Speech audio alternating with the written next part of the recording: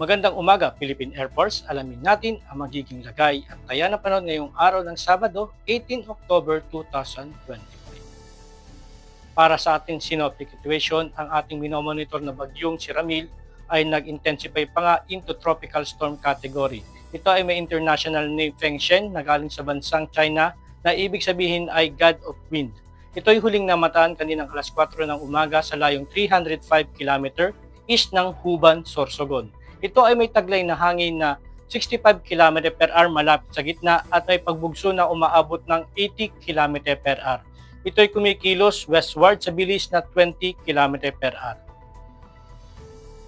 At para naman sa kanyang track intensity, asahan natin na ito ay kikilos west-northwestward at ito ay inaasahan na maglalandfall sa may Catanduanes area mamayang hapon o gabi at patuloy na kikilos west-northwestward at lalapit sa may Binson, Camarines Norte or Polillo Island bukas at maglalandfall uli ito sa may Aurora or Quezon area at dadaan sa may Northern or Central Luzon hanggang lumabas ng Philippine Area of Responsibility sa darating na Lunes.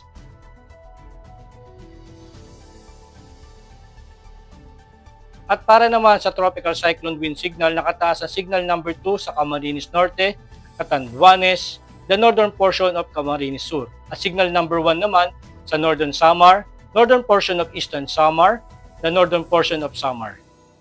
At Cagayan Valley, including Babuyan Island, Isabela, Quirino, Nueva Vizcaya, Apayao, Abra, Kalinga, Mountain Province, La Union, Ifugao, Benguet, Ilocos Norte, Ilocos Sur, Pangasinan, Aurora, Nueva Ecija, the eastern portion of Bulacan, the eastern portion of Tarlac, the eastern portion of Pampanga, the northern and eastern portion of Quezon, including Polillo Island, Camarines Norte, the rest of Camarines Sur, Albay, Sorsogon, Burias Island, at Ticao Island. Para naman sa general area forecast, asahan natin ang stormy weather sa Catanduanes, Camarines Sur, at Camarines Norte. At range with gusty wind naman sa natitirang bahagi ng Bicol Region, Isabela, Quirino, Nueva Vizcaya, Aurora, Nueva Ecija, Bulacan at Quezon. At asahan naman natin ang maulap na kalangitan na may kalat-kalat na pag-ulan, pagkulog at pagkidlat, partikular na dito sa Metro Manila, Cagayan, Batanes, Apayao, rest of Calabarzon, Oriental Mindoro, Occidental Mindoro, Marinduque at Romblon. At sa natitirang bahagi naman ng Luzon ay makakaranas ng bahagyang maulap hanggang sa maulap na kalangitan na may pulupulong pag-ulan, pagkulog o pagkidlat. Asahan din natin ang range with gusty wind dito sa may Samar at sa natitirang bahagi ng Visayas ay makakaranas naman ng maulap na kalangitan na may kalat-kalat na pag-ulan, pagkulog at pagkidlat. At sa Mindanao naman ay makakaranas ng bahagyang maulap hanggang sa maulap na kalangitan na may pulupulong pag-ulan, pagkulog o pagkidlat. Para naman sa 3-day forecast sa Metro Manila, bukas hanggang Lunes ay asahan natin na maulap na kalangitan na may kalat-kalat na pag-ulan, pagkulog at pagkidlat. At pagsapit ng Martes, asahan natin ang bahagyang maulap hanggang sa maulap na kalangitan na may pulupulong pag-ulan, pagkulog o pagkidlat. Ganon din sa Cavite, Lipa, at Angeles.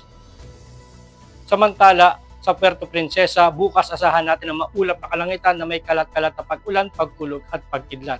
At pagsapit ng Lunes at Martes, asahan natin ang bahagyang maulap hanggang sa maulap na papawiri na may pulupulong pag-ulan, pagkulog o pagkidlat. Ganun din sa Calayan Island at Lapu-Lapu. Para sa Davao, asahan natin sa susunod na 3 araw ang bahagyang maulap hanggang sa maulap na papawiri na may pulupulong pag-ulan, pagkulog o pagkidlat. Ganun din sa Zamboanga. Ang araw ay sumikat kaninang 0548 at lulubog mamayang 1734. Meron tayong 9% decreasing moon illumination. Para maging updated sa lagay at taya ng panahon, i-follow lang ang aming official social media accounts ng Air Force Weather Center.